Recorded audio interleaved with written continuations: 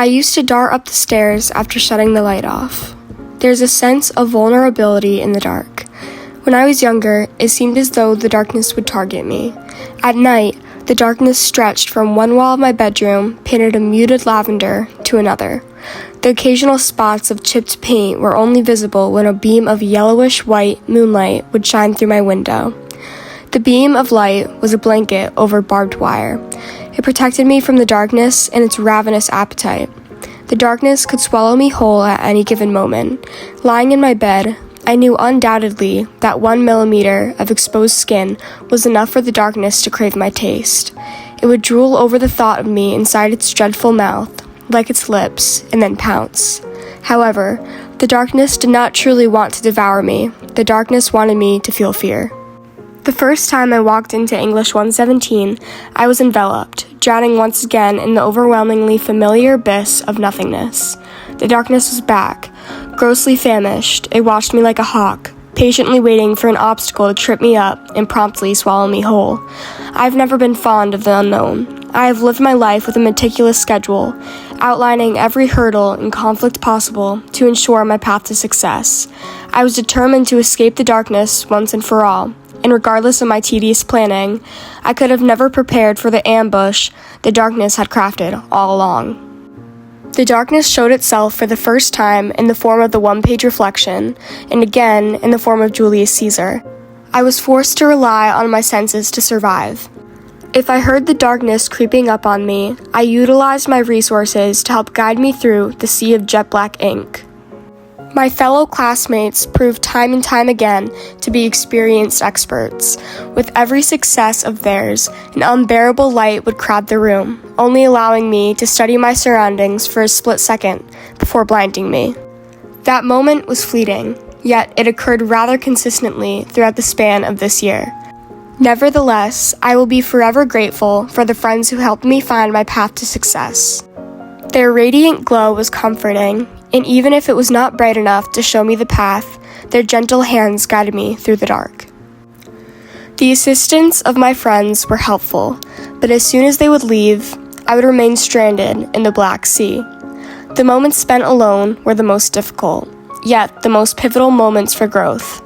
The extra essays seemed tedious, but throughout my journey in English 117, I quickly realized they were the difference between being a mediocre writer and a great one. My eyes adjusted to the dark, just enough to the point where I was able to find a mirror abandoned in the darkness. The mirror actively picked me apart, shouting at me to fix the ugliest parts of myself as a writer. Comments from Mr. Mercado occasionally appeared in the mirror, pinpointing every minuscule detail that could be improved. I never cared, though, because I could see it lighting up my path to success. Every once in a while, scaly fingers would grip onto my arms. The only difference was, this time, I knew how to fight the darkness off of me. My footsteps became less clumsy and more structured, and my posture gradually grew straighter as my confidence developed. My most treasured assignments were the ones where I could visibly see myself maturing, not only as a writer, but also as a person. What I Want My Words to Do to You was my first taste of success. I impressed myself with my newfound confidence and ability to write about something so simple. I felt my writing come alive. I could feel the warmth of the coffee cup in my hand, and I could taste each and every hint of flavor as it rolled effortlessly over my tongue. The elevator pitch gave me a voice, one that I had never heard so clear before.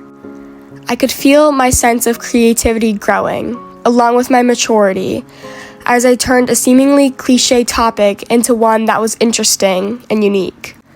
The Dead Poets Society unit unleashed my love for movies that was locked away, forbidden from the environment of school. With each assignment, I could see a little clearer and feel my surroundings becoming more discernible. After an abundance of hard work, I finally discovered what had been by my side all along. The rubber wrapped around the metal conformed to my grip, embracing my hand gently with its weight.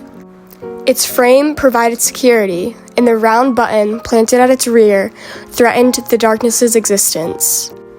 A simple, satisfying click banished the darkness once and for all.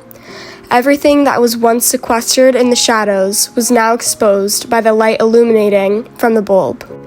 The gleaming light I had been craving all along was now planted in my very hands, and it was by my side all along. The darkness was still with me, but I was the one leading the way with my radiance.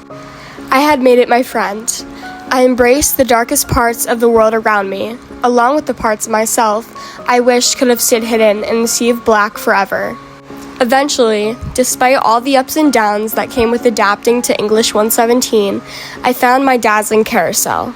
I grew up with the carousel, and I finally discovered it once more when my writing came alive. The praise and pride that came from the essay completely lit up the darkness.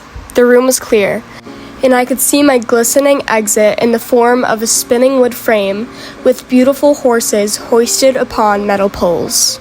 I no longer needed guidance or a helping hand for comfort. I knew exactly where I was going, what I wanted to work towards, and who I aspired to be. The darkness English 117 brought into my life made the light glow more radiant than ever before. The darkness showed me how to shine.